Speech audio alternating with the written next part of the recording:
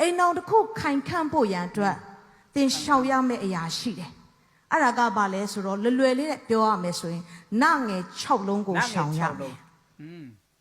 အိမ်တော်ရေးခိုင်ခန့်နာနိုင်နှစ်နိုင်နောက်ဆိုတဲ့အရာဖြစ်တယ်အဲ့ဒီနာနိုင်နှစ်နိုင်နောက်ကိုရသွားပြီဆိုရင်အိမ်တော်တွေအတွက်တတိထားပြီးရှောင်ဖို့ရန်အတွက်ကောင်းချီးမင်္ဂလာဖြစ်လာလိမ့်မယ်ပထမတစ်ခုနာဆိုတဲ့အရာကဒီဗီဒီယိုလေးကိုအထူးသဖြင့်အိမ်တော်တွေတေချာလေးလိုက်ကြည့်ပေးပါပထမတစ်ခုနာဆိုတဲ့အရာက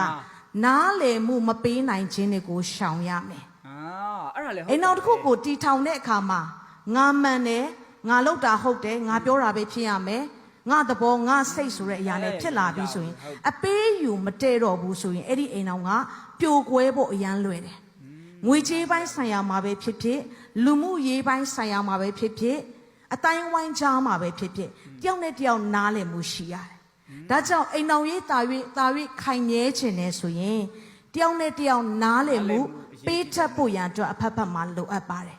နားပြီးတဲ့အခါမှာနိုင်အနိုင်ထက်ပြုတ်ခြင်းတွေကိုရှောင်ရပါမယ်တချို့သောသူတွေကအရက်သေးစာတောက်စားတဲ့အခါမှာသွေးဆိုးတယ်သွေးဆိုးတဲ့အခါမှာလက်ချေပါလာတယ်ဆိုဇနီးတွေကကြာလာတဲ့အခါမှာအိမ်တွင်းမှာပြဿနာဖြစ်ရင်းနဲ့မှလက်ချေပါတော့အသားနာတော့အိမ်ကထွက်ပြေးခြင်းကောမပျော်တော့ဘူးဆိုတော့သွေးဆိုးတဲ့အရာတွေပေါ့နိုင်ထက်ဆင်းရင်းပြုတဲ့အရာတွေတချို့သောသူတွေကလည်းဒေါသအလိုလျောက်ထွက်တယ်နည်းနည်းလေးဒေါသထွက်ပြီးဆိုရင်မျက်နှာထိုးလိုက်ရမှခြေထောက်နဲ့ကန်လိုက်ရမှတခါတလေလေးကျွန်တော်တို့အဲ့လိုဗီဒီယိုတွေ line ပေါ်မှာတွေ့ဘူးတယ်လေမိန်းကလေးတယောက်ကိုဗျာဘလို့အပြစ်တွေလုံးလို့ရတော့မသိဘူးအဲ့လိုလက်သီးတွေနဲ့ထိုးတာခြေထောက်တွေနဲ့ကန်တာမျိုးတွေသိလားအဲ့လိုဗီဒီယိုမျိုးတွေတော်တော်များများတွေ့ဘူးတယ်သိလား line ပေါ်မှာလေ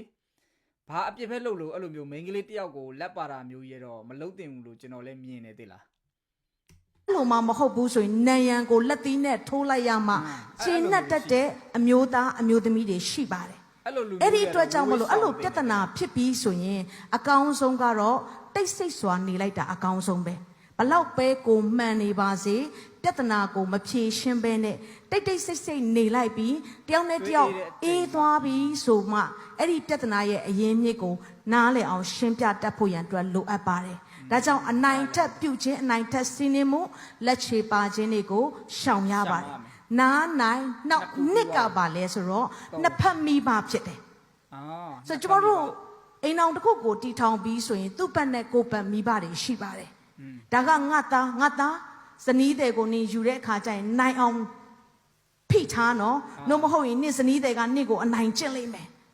သမီးလေးလည်း